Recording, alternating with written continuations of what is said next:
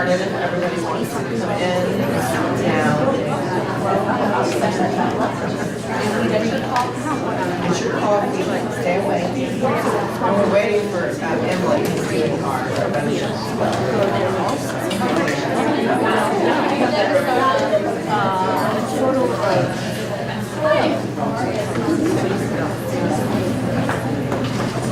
Good morning, everybody. Welcome to our second of 5 coffees this year. Emily Ash is doing our devotion, and Denise went to go round her up. So in the meantime, I'll just go ahead and give you my sort of ad-lib speech. I made some notes, but for those of you who weren't at the big PAWS meeting yesterday, it was a great meeting about positivity and how to keep, as opposed to your brain being wired negatively, how to rewire it and make you more happy and achieve your goals of happiness as opposed to, help me out, Miller, as opposed to always trying to strive for something and then making your goals more and more and more and then never achieving happiness. Make your goal happiness and then you'll be more positive. Is that right? There she is. So here comes our fabulous third grade teacher who makes me happy. Made my son happy. Good morning. Thank you. Thank you. So sweet. Well, they had to come get me because I thought it was tomorrow. I have it, and y'all look at what I have on. This is so embarrassing. I have a dress and shoes in my closet laid out. So I'll have to get my confidence back. I'm so glad I practiced. I'm kind of ready. Good morning. I'm so excited to be here, and I see so many faces that I know. It is and was such an honor for Eleanor to ask me to come and share a few words with y'all today. I feel like I have been where y'all are sitting for so many years. Before I went back to teaching, I was home with my kids for a while and was president of the PTA at Sarah Smith, which I learned was easier to go back and teach school than it was to be the president of the PTA of the elementary school. But I am also a Westminster graduate. I'm a Vanderbilt graduate, but an avid Georgia fan. You can understand why. I'm a mother of 3 kids. I'm going to be a mother-in-law in January, which is super exciting for me. I am still recovering from a devastating divorce. I'm a new wife of another teacher, so I will always be poor. That's okay. I'm a 3rd grade teacher here in the lower school, and I'm first and foremost a beloved daughter of the Lord. I saved the best comment for last, because as over all the years of my life, it never really mattered more than 6 years ago to be a beloved daughter of the Almighty. Family tragedy will put life into perspective either gently and slowly or shockingly overnight. Philippians 4:13 says, I can do all things through Christ who strengthens me. Basically, becoming a single mom of middle and high school students, are you kidding me? That's hard enough with 10 people. Boy, did I have to be grounded in my faith and try to ground my children as well. That's a pretty tall order. But keeping your perspective and providing perspective to your kids is really what I hope to address this morning, and I want to address it very specifically. I think that Westminster students, parents, faculty, and basically anyone who gets touched by the dark green, not the light green, of this hallowed place are overachievers. We all strive to be qualified to go to this school in the first place, and then we want to do it really well. We strive to survive academically at the school. We strive to be the best parents, the best teacher, the best room parent, the best teen mom, the best spouse, the best juggler of work and home, and that list just goes on and on. You say to me, yes, but I want this for my kids, and I need this for my kids, or I need this for our family. Striving for success is wonderful. It is what makes leaders and successful people in every realm. But unfortunately, striving and keeping your perspective do not often go hand in hand. They essentially compete for your attention. My minister shared an amazing little quote from a famous quarterback. If you follow NFL, Aaron Rodgers, who's out collarbone injury now, but he had won his first Super Bowl a couple of years ago. And the minister shared this quote, that amidst great hype and celebration and laud and honor, he said to the press, "Gosh, I hope I do more than this." Striving and achieving had landed him the top honor in his field. How could he be any more successful than this? But it was anticlimactic. It was a little small and empty and deflating and even a little bit disillusioning. I don't know if you've ever felt that way when something great is achieved that you thought was great. I think sometimes you realize, this is what I really want. We're all striving ourselves as parents to achieve the best for our kids. We all want to climb the ladder of success as swiftly and acrobatically as possible. If only they gave out awards for the parent who tried the hardest at Westminster. I get several visuals when I think about this here. They're sort of cartoon-worthy visuals. Versions of myself running down up and down all these different ladders because different people have told me this is what you need to do for your children. This is what's popular. This is what's, And I just see myself, and I can run up and down these ladders because I'm pretty decent shape. I will always have on the right accessories, and I will carry exactly 64 ounces of water, or whatever they've told me I need to drink that day, in my pink swell bottle, and I hope I've applied deodorant because I will sweat to death in the process. I might look good trying, but I don't really know if all that trying is worth it. The question I have for us today is, against what wall or walls have you placed your ladder? Are you striving as a parent or a spouse to climb the right wall? Who told you what ladder?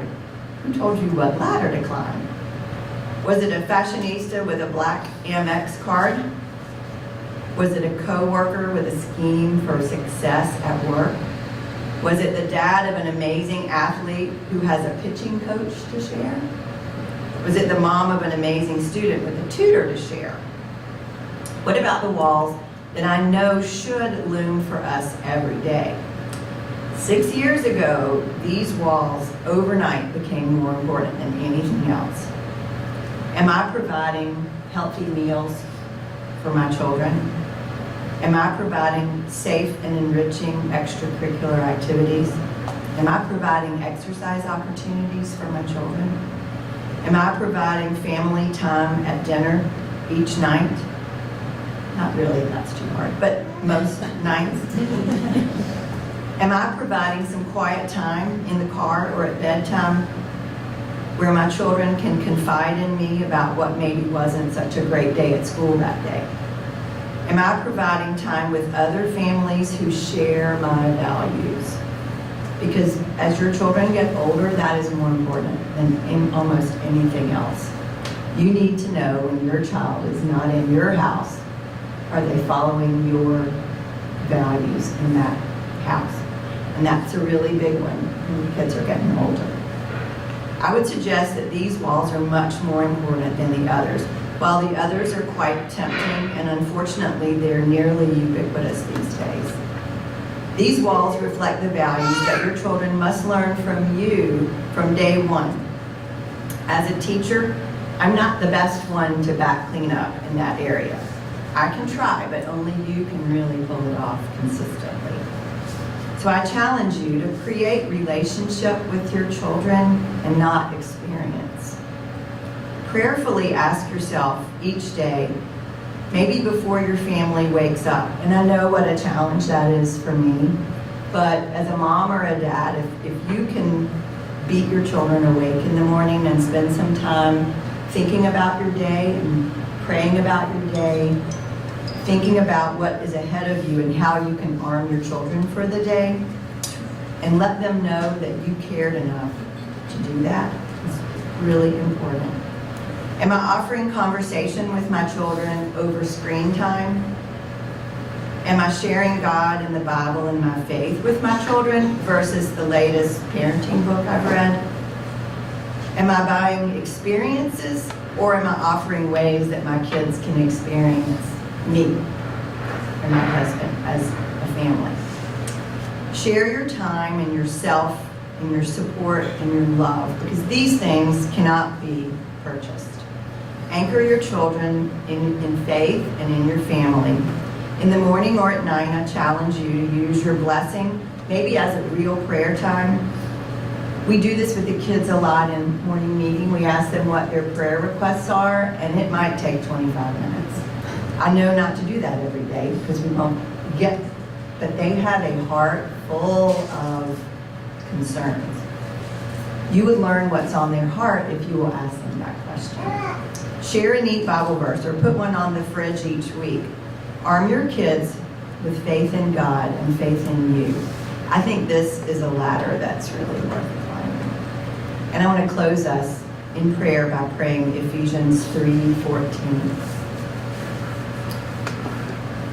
For this reason, we kneel before the Father, from whom the whole family in heaven and earth derives its name. I pray that out of his glorious riches, God will strengthen you with power through his Holy Spirit in your inner being and through faith. Together may we grasp how wide and long and high and deep is the love of Christ. Amen.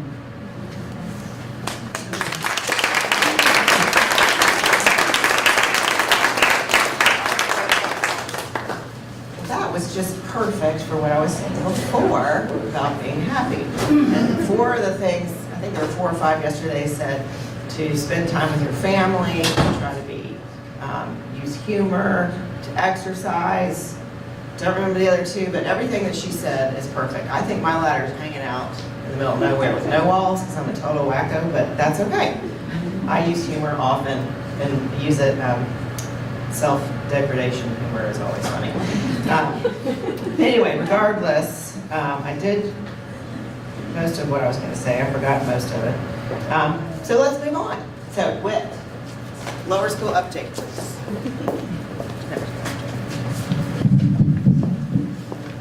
Good morning. How is everyone? You guys sound like me this morning.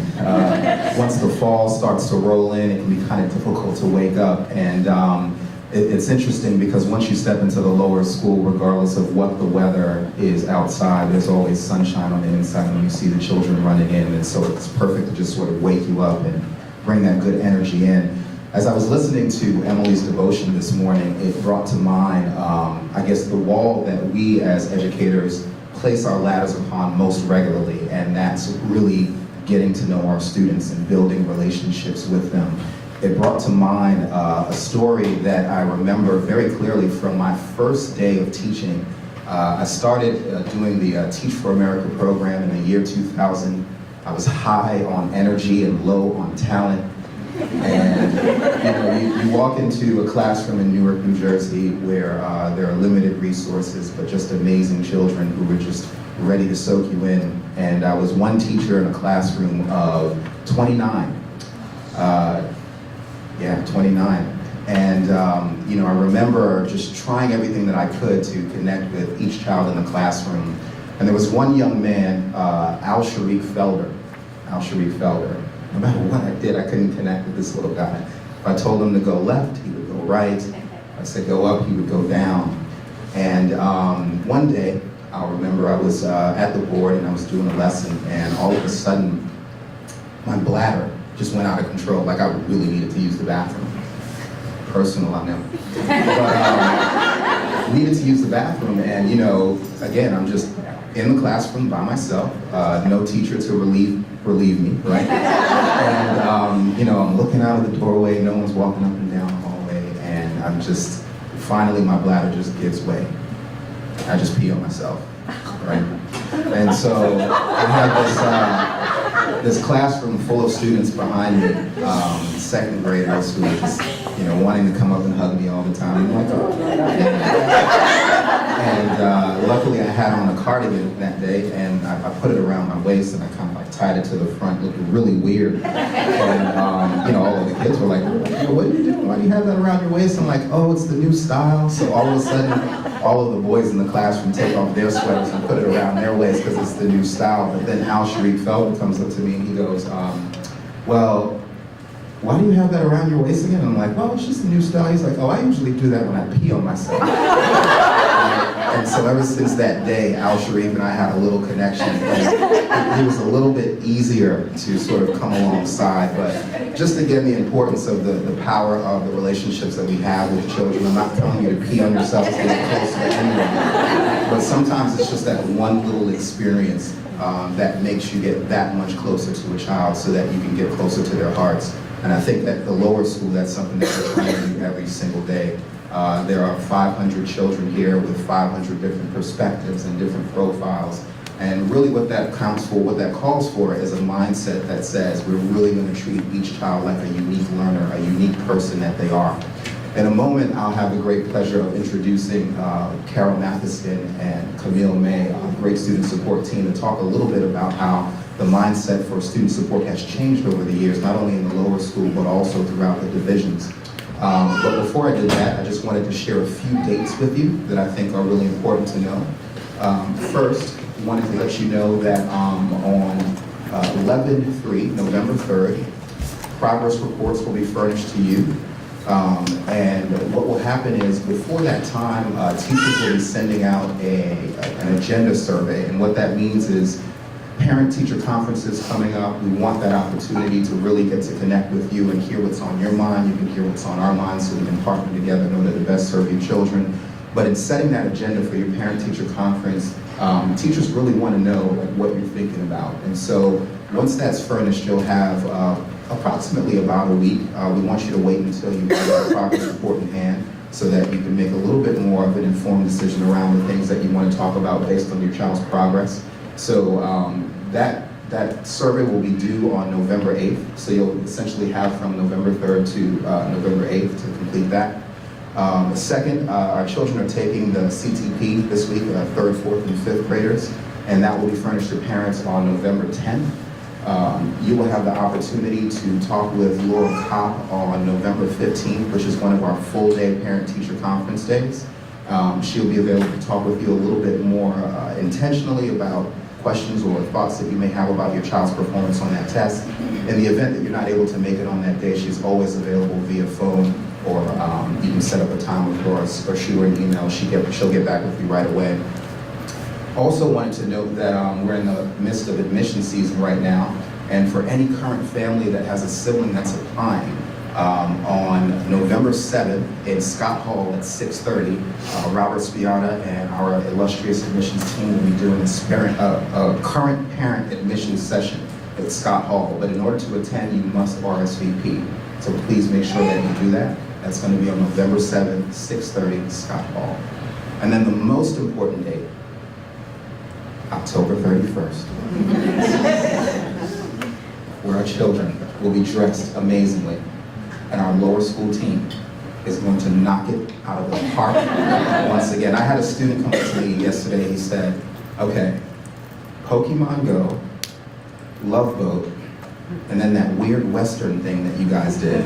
What are you going to do to top that? Let me tell you, if you have something to do that morning, cancel it. Because it's going to be incredible. Lauren? It's going to be great, epic. And if Lauren says it, you know it's true. So be there that morning. We look forward to seeing you. And without further ado, I'd love to introduce our illustrious student support team, Camille May, Dr. Carol Matheson.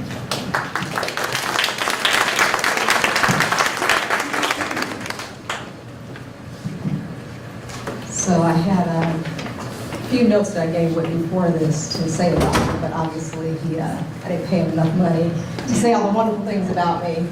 My name is Camille May. I am the counselor here for the lower school. We want to keep this formal but informal. We want you to feel comfortable talking to us. We want you to feel comfortable asking questions.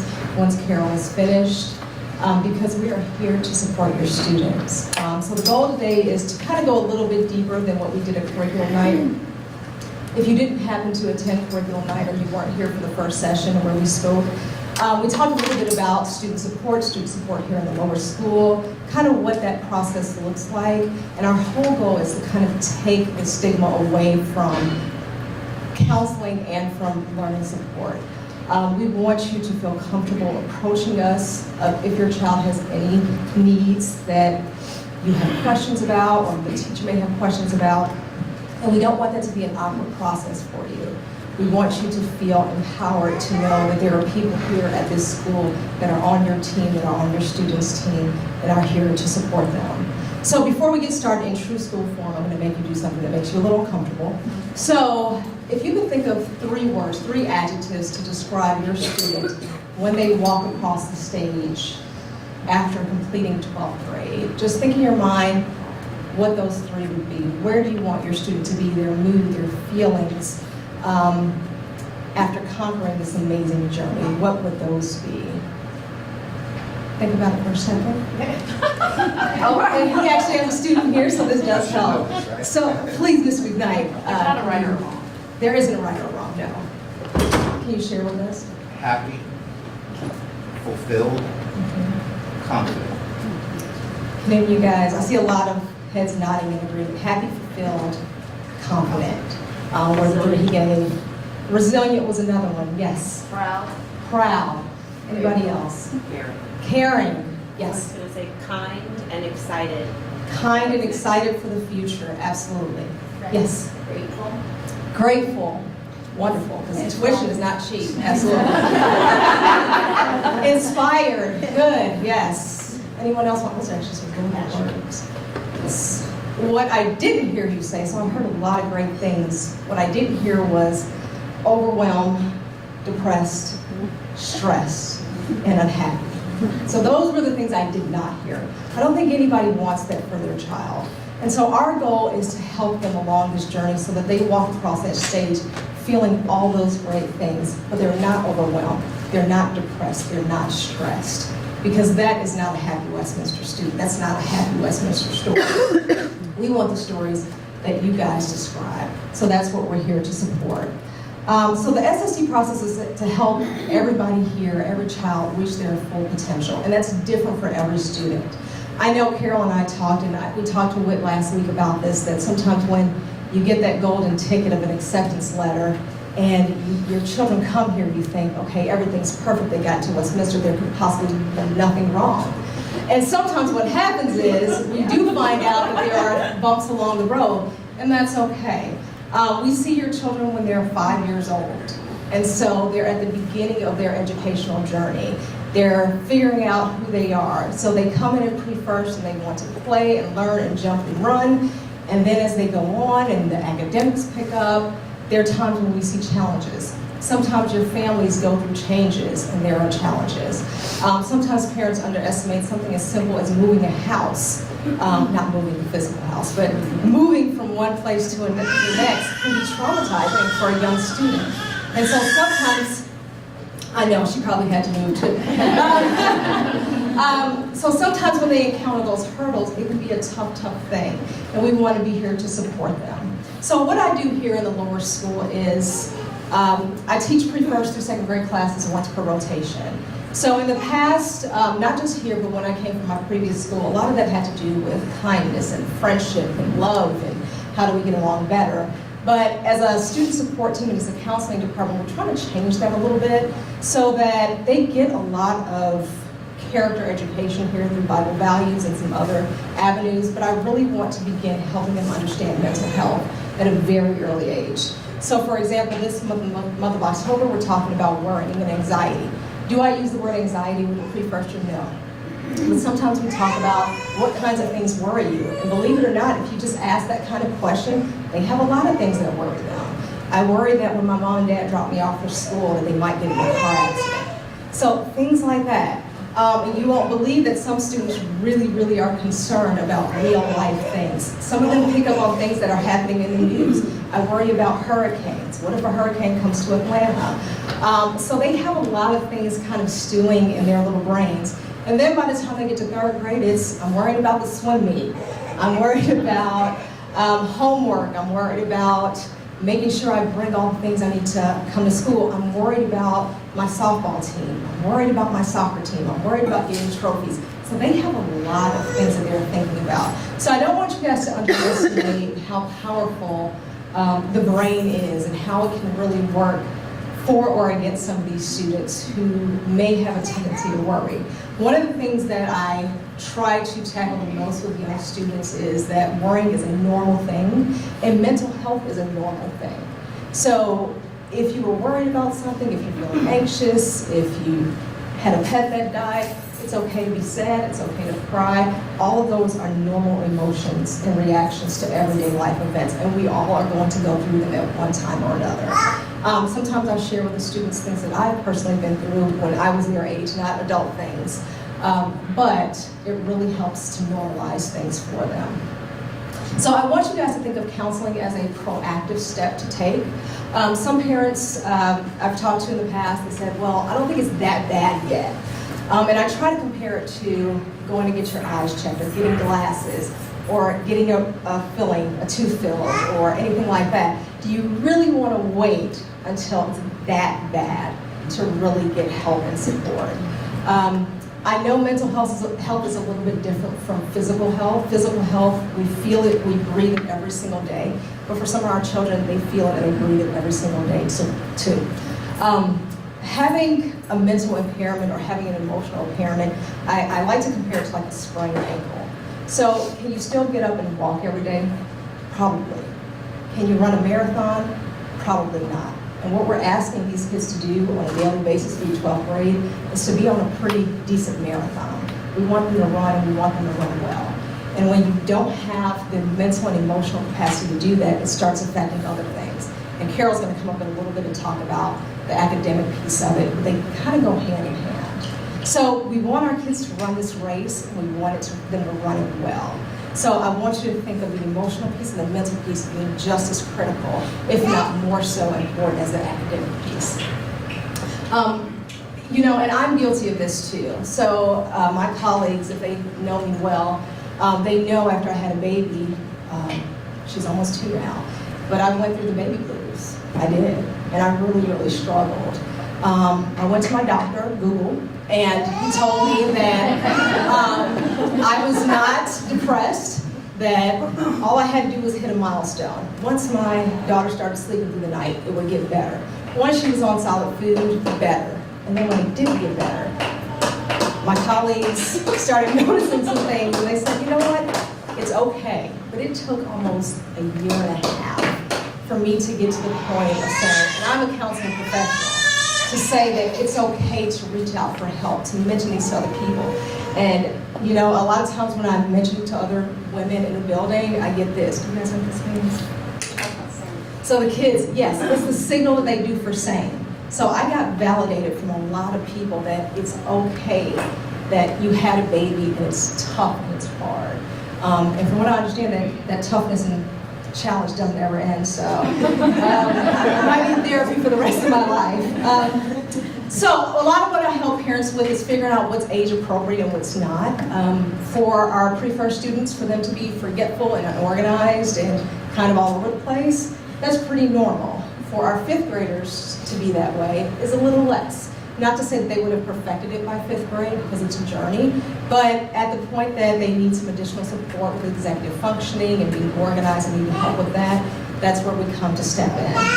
We also try to normalize for you guys that a lot of kids go through this. We have we're fortunate to be in the volume business, so we see a lot of children every single day. So we can kind of say, this is where most 3rd graders are, and this is where we need to bridge some gaps with their student. And we want to help normalize that behavior. We also want you to know that sometimes your kids will come home, they will vent, they will cry, they will make it seem like the world is ending. And all we ask you to do is inquire from them what they need from you. Because sometimes they don't need you to come to the school and run and make a complaint and fix it. Sometimes they just need you to listen. And kids are very, very good about telling and about advocating for themselves, because sometimes they come to me and I say, well, how can I help you? Do you want me to talk to your friend? Do you want me to talk to your teacher? And they're like, no, I just want to talk to you. And I'm like, if that ever changes, just let me know and I'm here for you and we can intervene in a lot of different ways. But I have free prefectures that are able to advocate for themselves in that way.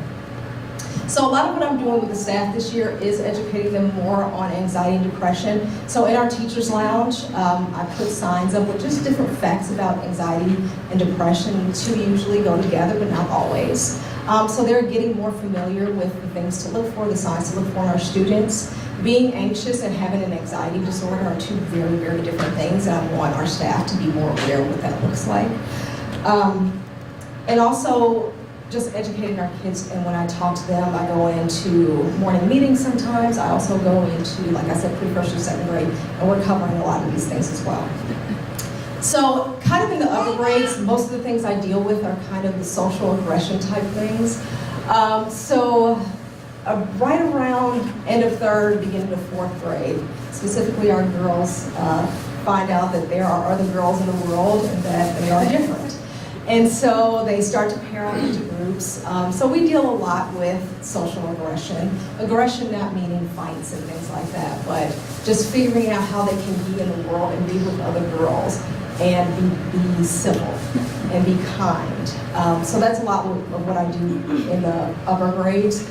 But there are also times when children are going through, like I said, divorce, death, moves, and so I cover a lot of those topics as well. So there is a chain of command. I had a wonderful parent who inquired, what's the chain of command? Who do I talk to if I have an issue? Do I go straight to WIT? And so we try to reserve WIT for like the cafeteria brawls and like pre-firsters pulling down their pants, and staff members' children who use colorful language. That's what we try to reserve WIT for. And you are, I know None of those things ever happen. Not that you're aware of. But, so we try to reserve WIT for those things because managing a school is a major, major job. And we want you to know that there are multiple people here to support you. That's not to say that if you call me with a concern that I won't leave WIT in, because we do communicate a lot. But chances are if you call with an issue, he's going to triage, because the teachers are usually the first line of command. So the teachers are there to help you and support you. They see your children the most every single day. So the first step would be to contact the teacher and make sure they're aware. We find that a lot of times students go home and they say, well, the teacher saw that I had an issue on the playground. They did nothing. And it's like, okay. But usually when you go back to the teacher, they say, I have no clue. I didn't see it. Let's figure out how to put our heads together to come up with solutions. So even if your child comes home and says, definitely the teacher knows, assume that they don't. And feel free to shoot an email or make a phone call, and that's usually the first step. If it's critical, sometimes teachers will come and get me right away. But if it's something that can wait a couple days, they might just shoot me an email. If it's something that you just want on my radar, maybe a grandparent passed, sometimes they will email me and say just that. You don't have to come pick the student up, we just want to let you know this occurred in the family. And so that's how it works. If it's something very, very sensitive, I usually always loop Carol and WIT in just to make sure they know about what's going on with the beloved students in the building. But that doesn't mean that there's a child that's going to be in trouble or pulled into his office or tested by Carol or anything like that. It just means that we want to make sure we have all eyes on this child and we are being sensitive to their needs. We're becoming better as a staff about making sure all stakeholders that touch your student are aware of things that they're going through, and we want to be able to get your permission to do those things. So a lot of times if you call me and tell me that, hey, I'm going through a separation, then I'll say, can I tell the teachers, and can I also tell special areas so that if your child is having a day where they're having a really tough time, teachers aren't being punitive or harsh. Well, our teachers aren't anyway, but they're not giving them consequences as if nothing's going on and without a student that's just acting in a way that's strictly behavior. We can't overestimate the importance of communication. And so that information is kept confidential. We don't spread it out in the community to other divisions or other people, that is usually kept with us and the teachers. There are also 2 counselors in the middle school. Just to give you reference, Trey Malloy typically handles the boys' issues. Sandria Zamalt, she is the girls' counselor in the middle school, and there are 3 counselors in the upper school. Maureen Diorio, who came here and talked about executive functioning, and Ben Bernstein, he's new this year. He's awesome. He's a counselor there this year. And also new is Meredith Miller, and that's kind of your counseling team. We meet once per week every Wednesday just to talk about what are trends that are happening in our community from pre-first on up. And we put our heads together and try to come up with some creative programming and some solutions to best meet your needs. So we are here to kind of triage. As much as I would love to be able to sit down for 55 minutes with your children on my sofa and work through issues, we are really a triage service because they're here to be in class and they're here to learn. So if you have intensive needs that you think need counseling support, we are here to help you find someone outside of the school. It helps to protect your privacy, and it also helps to give them the support that they need. Scheduling children time outside of class can be extremely difficult. It usually ends up being at their lunch and recess, so 2 times that they hate to miss. So I try to reserve those types of cases where I'm pulling them out of academic areas for children who need ongoing support, like if their parent has a chronic illness. So those are children that I would normally see on a consistent basis. But if you know your child is anxious or maybe struggling through something like a divorce, then those are usually things we try to refer you to an outside counselor for extended help. I think that pretty much covers counseling for the most part. I probably missed something, but I'm always available through email, through phone. I give out my cell phone number. I'm not too proud to do that. Nobody has abused it as of yet, so I feel confident enough to do that. But I'm always available for questions or concerns. I'm going to turn it over to Dr. Matheson. She and I work very closely. We're almost connected at the hip. And a lot of what we do overlaps because sometimes the academic and the social and emotional go hand in hand. So without further ado.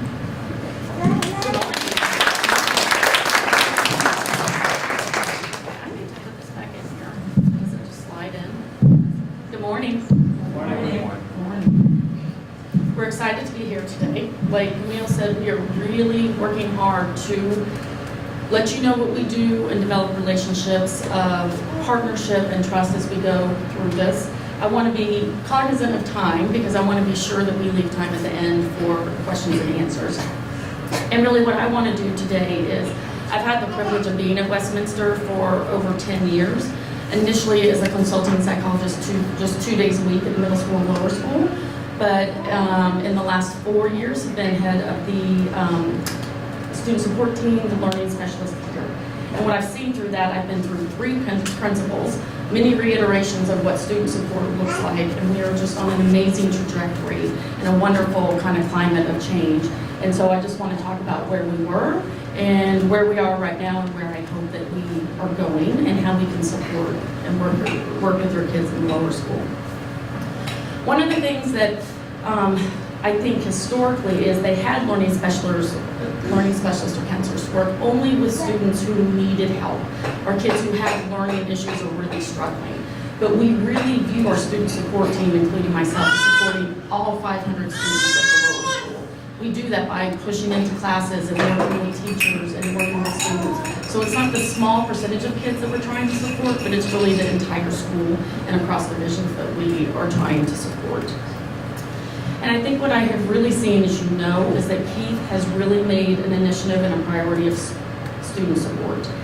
And part of that is, as times change, we realize, as Camille referenced, is that we get your kids at 4 and 5. And it is difficult to know the type of learner that they are going to be as they progress in lower school and up through kindergarten. So what we know by them being here is that they're bright and they have a lot of potential, but that they eventually might need some academic or learning support. And we feel like that we can provide that.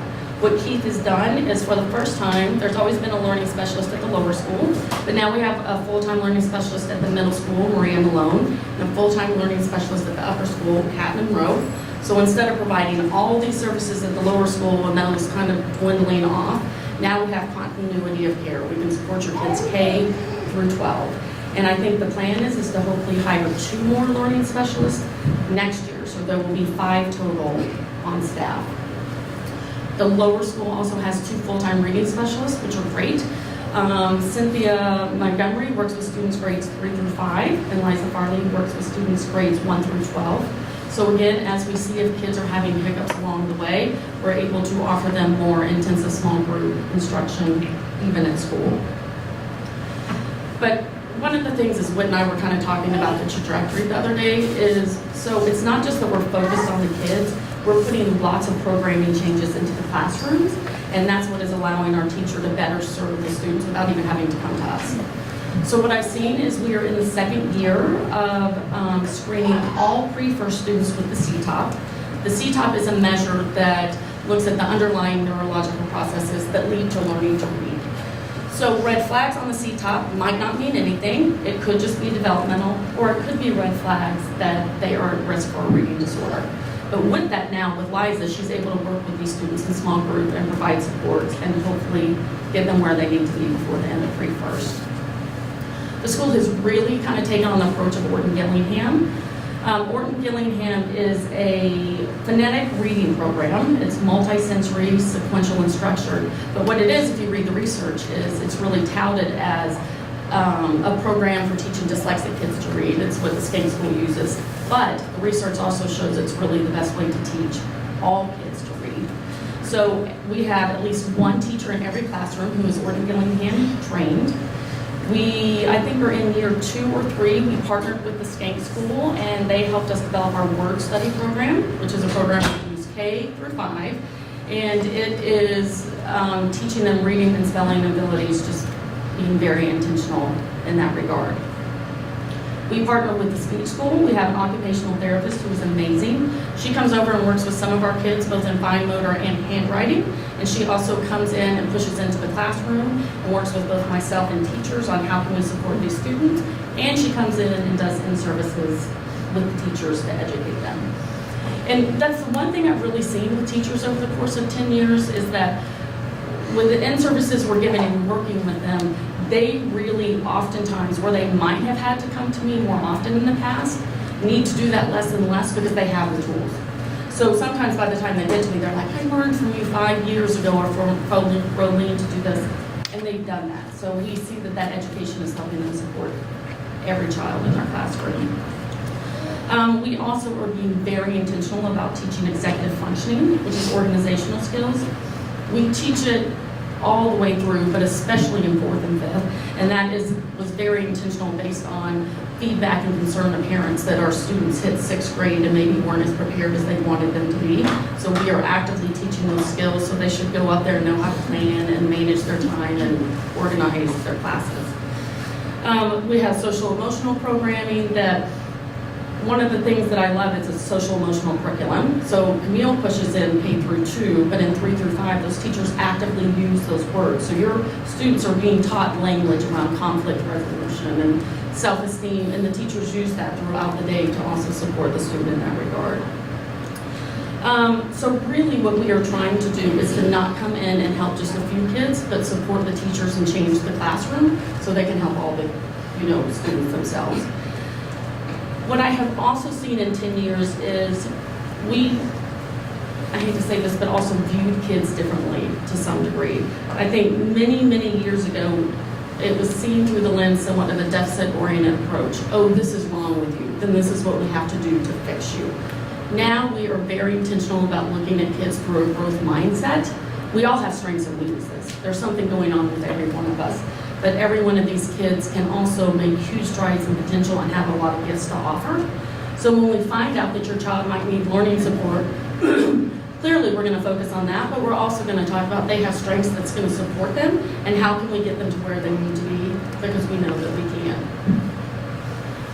Historically, we also had learning specialists, but I think in some ways it led to kind of this climate of secrecy and fear that parents didn't want us to know that anything was going on with their child. Because while we supported them, what would happen is the learning specialist would pull them, if they were struggling in reading or math, out of reading or math instruction in the classroom. So they were missing regular classroom time, and they were getting small group support, but it didn't make the kids feel great about themselves, and then they came in a little bit behind. So now, Cynthia and Liza work with them, but they pull them in non-academic times. So usually foreign language, but Bible values, sometimes guidance. So the kids are basically getting double dipped. If your child's struggling with reading, they're still getting reading instruction in the classroom, but they're also getting small group reading instruction to help close that gap. And we had heard from parents years ago that it seemed to be this never-ending thing. If you needed learning support, then you were just in there forever. There was no sign that your child was ever making it back to the classroom. Our intention is hopefully for it to be short-term. We're very cognizant of kind of assessing where they are. So Liza and Cynthia will usually work with them for like 6 weeks. We'll come back together. How are they doing? Are they doing better? And if they're ready to go back into the classroom, they will. And if they're not, then we'll go through another 6-week cycle. And finally, the last big change that I've seen is that the lower school, because I've worked at all divisions, has always been perceived as the more loving place. Like, we've got 2 teachers, we will bend over backwards to help your child. We want them to be happy and successful. But then my conversations with students going from 5th grade to 6th grade was very much, well, yeah, we can't really do that anymore. So all that we can really, truly offer you in middle school is extra time or use of a laptop.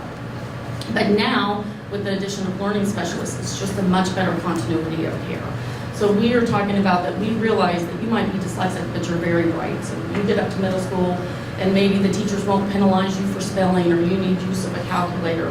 Those things Westminster was not supportive of in the past, and now you go up there and the learning specialist, we will have an end-of-year meeting with myself, the parents, the teachers, and Maria at the middle school, and we will talk about that transition, and she will be looping in with every 6th grade teacher about what we can do to support your child. So it's just a broader, more cohesive support for your child. So 2 questions I wanted to answer, kind of like Camille said, we frequently get these questions that were asked. So I want to try to answer both of them. And first of them that we hear is, how does my child get to Carroll? And I view kids who have learning needs differently, but I realize that even though everything's changing, nobody ever wants to get the phone call from me. As much as I think it's a good thing, it's still a very dreaded, oh, I was afraid this was coming. I called a mom the other day. The teacher had called her and said, we've been working with Carol, we've been talking to Carol, we think maybe we need to move to the next step. And when I called the mom, she's like, I have so many friends who have worked with you, they've all said it's been great, but then she started crying and said, but I never wanted to get this phone call. I didn't want the phone call from you. But one of the reasons she wasn't surprised is because she knew she was going to get it. She knew that her child was struggling, she knew that he needed help, but I get that we don't necessarily want that phone call. I have an older daughter, she's 15, she's dyslexic and she has ADD. And even knowing what I know, I still remember when we got that diagnosis of just apprehension and mixed emotions, and I don't want this to be happening. But as a mother and a psychologist, like I really saw is that early diagnosis and support and intervention, the best gift we can give our kid is knowledge, because then they come out on the other end, all the words that we described, resilient, confident, and academically successful. And that's really our goal. When you come to the learning team, our goal is not to say, oh my gosh, you don't belong at Westminster, it's not the right place. Our goal is to partner with you and the teachers and get them walking across that stage in 12th grade, exactly using the words that we wanted to describe. So if a teacher comes to me, the vast majority, well, all of the time, you will have known she will have been trying things in the classroom. So a teacher might look at a student and think, I don't think they're quite reaching their potential. It's not they think that and they come straight to me. Teachers try many different things in the classroom. Over 25 years, I've worked in many public and private schools, and truly, I continue to be amazed at the quality of our teachers and the toolbox that they have. When they come to me, I would say my kind of go-to suggestions they have already done. And they come with, we've done these 5 to 10 things and we still haven't just gotten over the hump. We need a little bit more knowledge or more support. Most of the time I will have already talked to you and reached out to you by then, but if not, I will call you. I firmly believe, kind of from the growth mindset, it's not just about finding out how your child learns, but knowing and understanding your child. So I will invite you in and we will just sit down and have a conversation about what your child likes and doesn't like, their strengths and weaknesses, and how you see them doing at school. And we'll make a plan. And there's several different options from that. The vast majority of the time, we will talk to the teacher, and I will have already been in the classroom and semi-know your child because I know most of the kids at this school. And we will come up with more strategies to try. Usually at that point, it's gonna involve what can you also do at home and what can we do in the classroom? And we will go do those. And again, we'll just evaluate over a 6 to 8 week period. And if it worked, fantastic, and they're over the hump. And if it didn't, we'll talk about what we can do next. Sometimes teachers have tried everything. A child has been in tutoring, and we'll talk about me doing an academic screening with your child. All that is giving us information to know best how to support them. So I've worked with them, and we do processes looking at language and memory and reading and writing, again, to find out what is challenging for them. And then we'll come back together and talk about what we can do for them at home and at school as well. Some students really, we have tried lots of things, or we've gone through step 1 or 2, or they're really struggling emotionally in a classroom. Like Camille said, we see some of our students who really feel like academics are such a struggle. We have a secondary issue of anxiety or being unhappy because they feel like they're falling behind in the classroom. If we worry about that for your child, we'll probably recommend an outside evaluation. It's just a more robust and detailed testing. And again, then you're just gonna come back and we're gonna talk through it. So if you've gone through one of those steps, oftentimes you are gonna come back, sometimes with nothing, but oftentimes with a diagnosis. The 2 most common diagnoses that we see are ADHD or dyslexia, but truly we have the whole range. Dysgraphia, dyscalculia, mildly on the autism spectrum. And Camille and I's biggest takeaway to y'all is, like, regardless of what comes out of that, that doesn't scare us. It's not gonna be, oh, we didn't know they were dyslexic, you really shouldn't be here. Or you're ADHD, you shouldn't be here. The reason we have student support is because we want to keep your kids here. We just want the knowledge to be able to support them. So anything that you come back and tell us does not really scare us. And the second question is, if I allow you to work with my child, then what happens following the screening and the testing? And I think what we all know clearly is that Westminster has an unusually bright population of kids. But what not everybody realizes is we also have the same incidence of learning differences as we see nationally. It's not a school of bright kids who don't have any learning challenges. We're just like the rest of the world. So nationally, usually 1 in 4 kids will be diagnosed at some time with some sort of learning difference. And it's usually going to happen in the lower school or elementary years, which might be harder, but it's really when you want it to happen. If you catch it earlier, the chances of remediating it and your child flying through 12th grade are much greater than if we catch it end of lower school or into middle school. So I actually, as Camille and I have kind of been really trying to get the message out there that we can support all kids, it was interesting. After we spoke at curriculum night, I got 2 phone calls that week. One was a parent who had had their child tested like a year and a half ago but had not shared the report because they were afraid by sharing the report that their child was ADHD, the conversation was going to be very negative about they shouldn't be here. So we brought in the report, we sat down with the teachers, we talked it through, we made our plan to make sure that we were going to do it at school. And at the end, he's like, this is the best meeting in 3 years I've had with our kids. He's like, I fought coming here, I didn't want y'all to know, but I just feel supported. And now I start out at my meetings, please know we're not asking you to leave Westminster. 50% of the moms start crying, and most of the dads are like, oh, thank you. Because that's just what they need to hear. And the other case we got was somebody whose teachers for a couple of years had really been encouraging them to work with me because they saw some difficulties in the classroom and the parents were like, no way, we're not getting to that learning team because there's no telling what's going to happen. And she called me on her own and said, I would actually like you to screen my son because they're right, something has been going on and I realize you can support them. So that's the climate that we are trying to come out of. So if you have screening or testing, regardless of what it shows, we're just going to come together as a team and we're going to make a plan. The plan is definitely 2-pronged. We don't expect you to take all of this on your own. We have 2 teachers, we have resources, so we're going to talk about what are we going to do at school differently so that we try to unlock that potential and what can you do at home as well. Sometimes it's a 3-pronged approach where we talk about that they might need specialized tutoring or services outside of school to get them over the hump. That's the vast majority of cases. We take the information and we just talk about how we're going to support them in school. Because we're being transparent, And I know that this talk is in the community. For a very, very small percentage of students, the testing reveals that the degree of learning difficulties, usually it's language-based, like dyslexia, would probably better be served by going to an intensive school such as Skank or Speech for a couple of years. And I know no parent wants to hear that either. But we do have a conversation around it, and it's a hard conversation to have. But the reason we're having it is all research shows that the brain is the most plastic when it's younger. So early remediation, and at these schools, they provide remediation 8 hours a day, every day, is different than giving tutoring twice a week.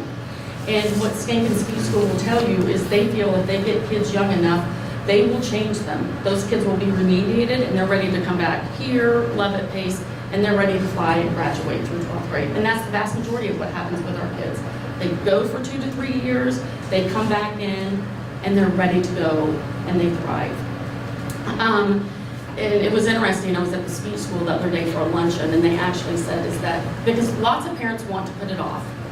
I wanted to put it off with my daughter. Lots of parents wanted to put it off, but they were talking about what they see is when they get kids in kindergarten and first grade, that within 2 to 3 years, they feel like they have basically fixed the problem, and that the child will actually reach their pinnacle of success, that they are going to be fine. When they get kids in 3rd and 4th grade, what they tend to find, especially if the kids have not been getting tutoring or remediation, is it's just a much harder hill to climb, and sometimes they struggle when they go through. What we heard from lots of parents when I tried to initiate this conversation is basically they would say, absolutely no way. I'm afraid they won't get back in here. I'm not giving up my spot at Westminster. Which I get. There tends to be a larger conversation about what we want them to look like when they graduate 12th grade, as if this is the right school where they can actually thrive, not just survive and claw their way through. But most of our kids can. But last year, which I think really helped a lot of parents make the decision, basically said, if you go to one of these schools, because we see such amazing results in these kids, and when it's time to transition back to the lower school, if Speech or Skank and Westminster see that you are ready to come back and thrive, space is not going to be an issue. Like, we're not going to say there's no spaces in 4th grade. We're going to find a space for your child if they're ready to come back, and they're going to be able to come back. And I think that just really shows the commitment of we want them back at the school.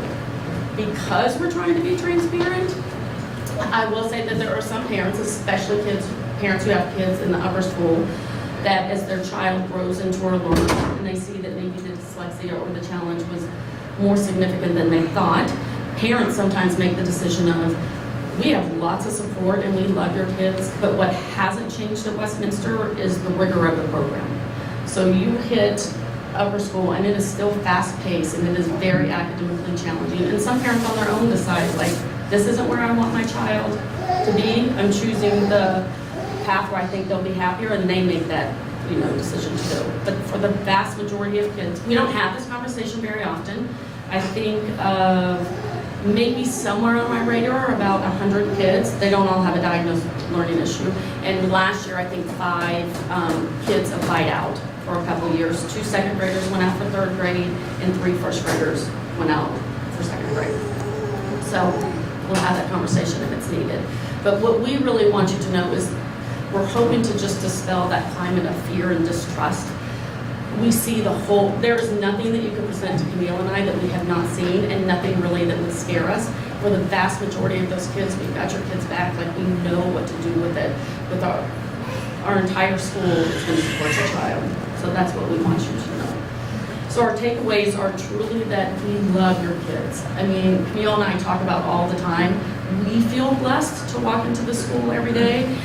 The thing that those kids say to us, and if you could see the happiness on their faces going down the hall within the classroom, it's an amazing place to be. We want you to know that we have their back, and we want you to use us as a resource. We have some parents call that we have no concerns with them at school, but the parents are having concerns with them at home, or something's happening in the family, and they reach out to us sometimes even when teachers don't initiate it, and we welcome that as well. And we really just want to be your partner. We're part of their journey through lower school, and just want to be here for you. Okay. So 5 minutes, we were aiming for 10. We have 5 minutes for question and answers. Did they write them on cards? Or you can write them on a card. Oh, you We can. would actually appreciate it if you wrote it on the card, only because we're sure to run out of time, and we want to make sure to answer those questions in the weekly parent update when we post the video of today's presentation. So if you will, you didn't know you could be on camera? Or what was that? Something popped up behind you. What about? All right. If you will take a moment to jot down a few questions or thoughts that are on your mind, you have next to you an index card and a small colored pencil. So we want them to write them down. Yes, please. While y'all are writing them down, you saw my little thing. So as Whit said, we're very excited for Halloween. Last year I was very depressed because I was no longer allowed to march in the parade. Do you get to know that your PTA is? I haven't gotten approval, but I don't know if you want me this year. Sure. Watch what you wear, because if you wear something ugly enough, you might become president. And that was first, and then Lunch Lady was the culmination in second grade. But the main thing is I want to say thank you. All of y'all have been what has made this year so easy for me. I appreciate everything. I should put Heather on here as well from Parent Ed. But all the room reps have done the curriculum night. You've done the parent socials, pigskin picnic. I saw that there's Liz. Thank you. Harvest huge. Melanie's here. I don't see Catherine, but I don't think I've ever seen that many pumpkins. It looks awesome. Thank you so much. Birthday celebrations. Jennifer Rosenblatt, you were in here. Sign Up Genius Guru with most extraordinaire. Oh my gosh. Thank you so much. Treasurers, we have finally scrapped out our budget. Thank you to Westminster for helping us as well. And then Reader to Reader needs more volunteers now. They're in the Scout Hut through Thursday, processing tons of books. If you have time, they're there after carpool in the morning, through carpool in the afternoon. They asked me to beg. So, thank you. Questions, anyone? Great. If you guys have note cards with questions, if you can pass them in the direction of Carol or Tanisha right here, that would be great. Quick thing. I just want to say thank you. We were over fall break. My family was in a car accident where we were in a cab. I get like a minute, so I'll talk about it. But it was an experience I had never experienced, and here I am in my mid-40s, and so I was like struggling even just at the scene. We hit an individual, like cab hit an individual. I thought the man was dead, and I was trying to comfort my kids. But what's amazing about this place is it was flagged here with my 8-year-old within 48 hours of her being here. She's already met with Camille, and it's just, we really are so fortunate to be here. It's like little popsicle sticks where you just sort of, I mean, it's just been a crappy week. 2 people have died, a lot of stuff's going on. But anyway, not that are affected to hope, but just friends of mine. But with the popsicle sticks and just saying, I'm sad today, or I'm worried today, or it's amazing. I was a psych major, and I also went here, and I know what we did in the 70s and 80s, and what we're doing today is just beautiful. And it was just, I had an email from the teacher. Hope it said she's sad 2 days in a row. That's not typical of Hope. I had a phone call from Camille. She had lunch with Camille. You know, you spoke to an example of something that happened to you. And anyway, just, it's amazing that all that happened in the last 7 days. So I just want to say how awesome y'all are and how great it is that this place realizes mental health and wellness, and it's starting at the early age and taking it all the way up. It's just like Anna Moore is a classmate of mine, and it's awesome to just see what she's doing. And it's like, you know, this has been how people operate forever. And it's so great that we're all coming so far with psychology and how to help kids. And I just think it's awesome. Will you take a Sorry hug? that I cried. Take a hug.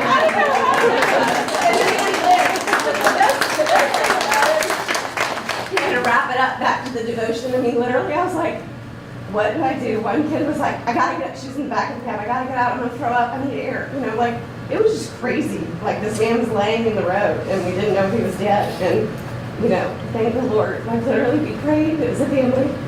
And I got the girls out, and my husband stayed with the cab driver, but the man lived. And it was like an interesting, he had been trying to steal something from someone and was being chased, and it was horrific, but it was like, anyway, it's just Brandon.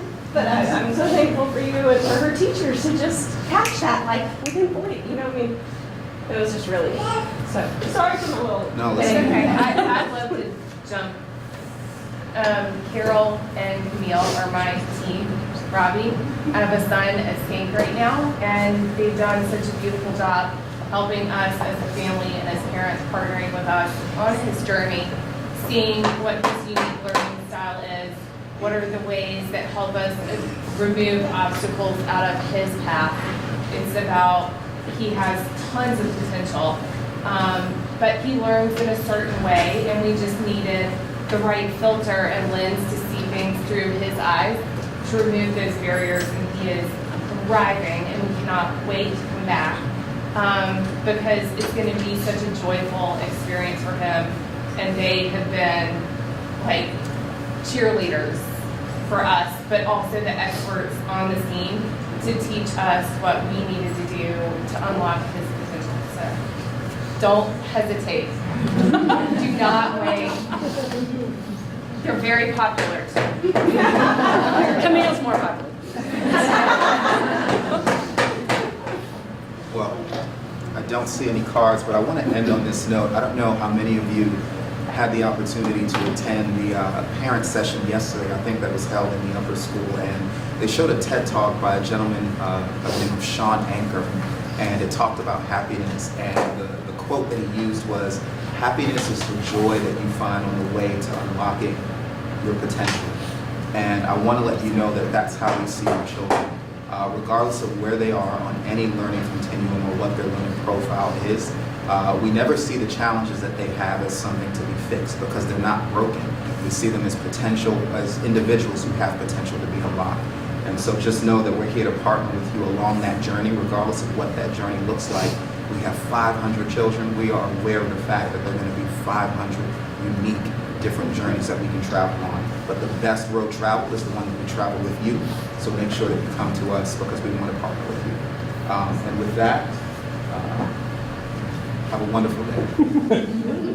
Halloween, be there.